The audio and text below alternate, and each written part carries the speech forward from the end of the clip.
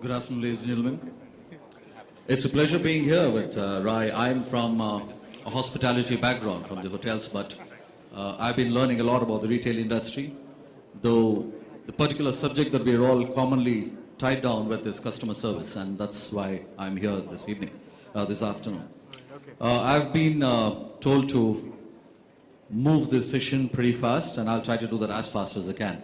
I think the previous panel and all of you who are sitting here have actually gone through what they felt about benchmarking standards. A key ingredient of that happens to be customer service. So I really think a lot of my job today is sort of reduced because you've already gone through that, so I don't want to take you much through that. But let me just address this session by saying that we have had a lot of talk on quality improvements in the last a day or so. Panelists showing their expert knowledge on various issues of how to move up the retail sector, the technology that can be improved. I'm here to just talk about a very, very basic principle. Not that we've overlooked that, but the fact is that we normally take it for granted. It's the human power. You have a beautiful outlet. We have the best of the brands. You have the best of the ambience. You have the best of the facilities. You have the best of the promotional activities. But when a customer walks into a building and into a store, the first thing that he sees is the face of a person, if the person is still there, right there welcoming him.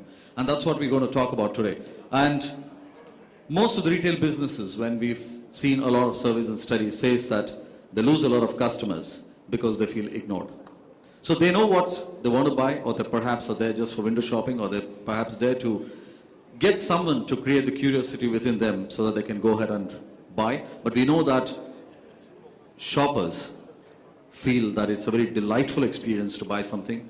They are very proud of it. They would like to possess what they buy. They would like to show off what they buy. And it's very important that we treat that as a very personal passion for any buyer who walks into a store. But a lot of these customers walk in, walk out without buying, and the store loses business.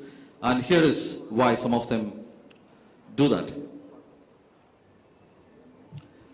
This is, of course, not in the retail, but I suppose it's the same. The message is the same. And one of the biggest things that we saw in the panel discussion the last time also was something called the exit study. It's not what they buy alone that matters, but it's at the end of the day, when they go back to the counter, they want to pay, how long would they want to wait? And that, after exhausting shopping experience, will take its toll. And we've seen a lot of customers actually trying to convince them, please take your goods back, we don't have the time to wait and we need to walk back. This happens in the food industry, it happens obviously in the retail industry too.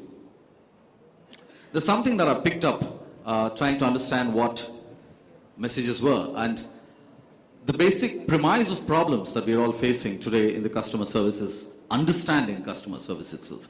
So while we're all into technical training, while we're all into various kind of inputs that we give to the customer service agents or the sales associates, a lot of them would not know the difference between a good customer and how he can convert a good customer into a bad customer with his excessive skills.